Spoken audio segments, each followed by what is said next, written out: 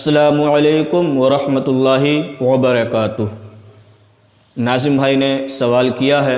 کہ حضرت اگر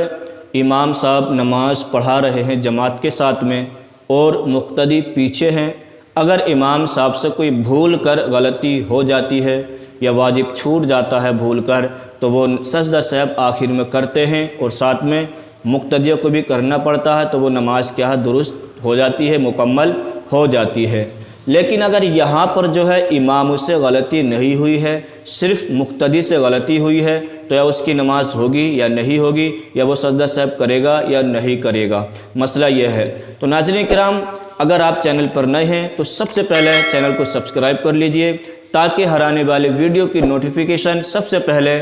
آپ تک پہنچ سکے اور آپ دینی معلومات حاصل کر سکیں۔ آئیے مسئلے کی طرف چلتے ہیں کہ اگر امام صاحب جو ہے نماز ادا کر رہے ہیں جماعت کے ساتھ میں اور مقتدی جو ہیں پیچھے کھڑے ہیں، نماز ادا کر رہے ہیں امام صاحب کی اقتداء میں، تو اگر امام صاحب سے بھول کر کوئی واجب اگر چھوٹ جاتا ہے، کیا اگر امام صاحب سے کوئی بھول کر واجب چھوٹ جاتا ہے تو امام صاحب جو ہیں سجدہ سہو کرتے ہیں آخر میں اور ساتھ میں مقتدیوں کو کرنا پڑتا ہے، تو وہ نماز کیا ہے درست ہو جاتی ہے۔ لیکن مسئلہ یہاں پر یہ ہے کہ اگر امام سے غلطی نہیں ہوئی ہے، صرف اور صرف مقتدی سے غلطی ہوئی ہے، یعنی کہ بھول کر کوئی واجب چھوٹ جاتا ہے یا بھول کر کوئی غلطی ہو جاتی ہے، تو یا اب نماز ہوگی یا نہیں ہوگی مقتدی کی، یا سجدہ سہو کرے گا یا نہیں کرے گا۔ تو پیارے اسلامی بھائیو، مسئلہ یہ ہے کہ اگر امام صاحب سے غلطی نہیں ہوئی ہے، صرف مقتدی سے غلطی ہوئی ہے، تو اس کا طریقہ یہ ہے کہ امام صاحب کے پیچھے ہونے کی وجہ سے اب وہ سجدہ سہو نہیں کرے گا، اس پر سجدہ سہو واجب نہیں ہے، اس کی نماز کیا ہے مکمل ہو جائے گی، دوبارہ پڑھنے کی بھی کیا ضرورت نہیں ہے۔ اگر مقتدی سے غلطی ہوئی ہے، کوئی بھول کر واجب اگر چھوٹ گیا ہے، تو اگر امام صاحب سے یہاں پر کوئی غلطی نہیں ہوئی ہے تب، ہاں اگر امام صاحب سے غلطی ہوئی ہے، واجب چھوٹ گیا، تو وہ سجدہ سہو کریں اور ساتھ میں مقتدی بھی ان کے ساتھ میں سجدہ سہو کریں تاکہ ان کی نماز کیا ہے مکمل ہو جائے۔ مثال کے طور پر میں آپ کو بتا دیتا ہوں کہ مقتدی سے کیسے غلطی ہو سکتی ہے۔ جیسے 4 رکعت نماز ہم فرض پڑھ رہے ہیں امام صاحب کے پیچھے، کتنی رکعت؟ 4 رکعت نماز ہم فرض ادا کر رہے ہیں۔ اب جو ہے ہم 2 رکعت پر بیٹھتے ہیں، اس میں تشہد پڑھتے ہیں وَرَسُولُهُ تک، تو امام صاحب کیا ہے تیسری رکعت کے لیے تکبیر کہہ دیتے ہیں اللہ اکبر، مگر مقتدی جو ہوتا ہے یہاں پر بھول کر اللہم صلی یعنی کہ درود ابراہیم بھی پڑھ دیتا ہے، جیسے پڑھ دیتا تو اتنے میں امام صاحب جو ہیں تیسری تکبیر کہہ کر کھڑے ہو جاتے ہیں، ہے نا، تیسری رکعت کے لیے تکبیر کہہ کر کھڑے ہو جاتے ہیں۔ اب وہ مقتدی بھی جو ہوتا ہے وہ بھی کھڑا ہو جاتا ہے، تو اب اس کو یہاں پر سجدہ سہو کی کوئی ضرورت نہیں ہے، کوئی حاجت نہیں ہے، امام صاحب کے پیچھے ہونے کی وجہ سے اس کی نماز کیا ہے درست ہو جائے گی۔ ہاں اگر مقتدی جو ہے تنہا نماز اگر پڑھ رہا ہے، کیا پڑھ رہا ہے؟ تنہا نماز اگر پڑھ رہا ہے،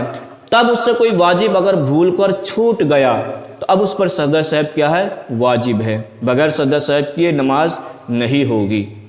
اگر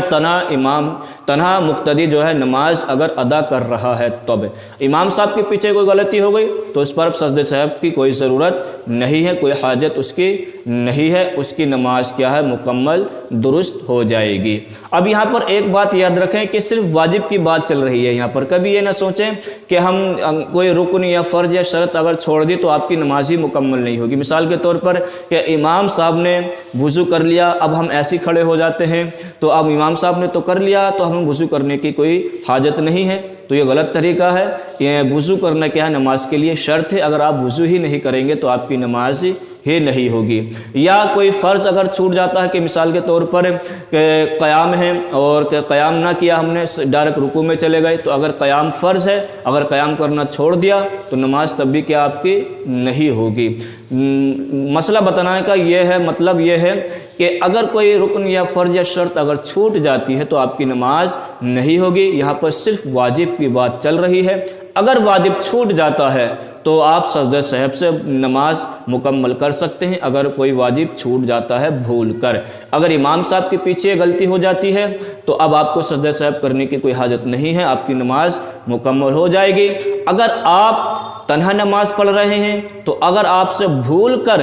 کوئی واجب چھوٹ جاتا ہے تو آپ جو ہے سجدہ سہو کریں گے، سجدہ سہو کر کر اپنی نماز کو کیا ہے مکمل کریں گے۔ تو مجھے امید ہے کہ آپ کے یہ مسئلہ سمجھ میں آ گیا ہوگا۔ تو گزارش یہی ہے کہ یہ ویڈیو دوسروں تک بھی پہنچانے کی کوشش کریں تاکہ دوسرے بھی اس مسئلے سے آگاہ ہو جائیں اور ان کے علم میں بھی اضافہ ہو جائے، دوسروں تک پہنچانے کی کوشش کریں۔ السلام علیکم ورحمۃ اللہ وبرکاتہ۔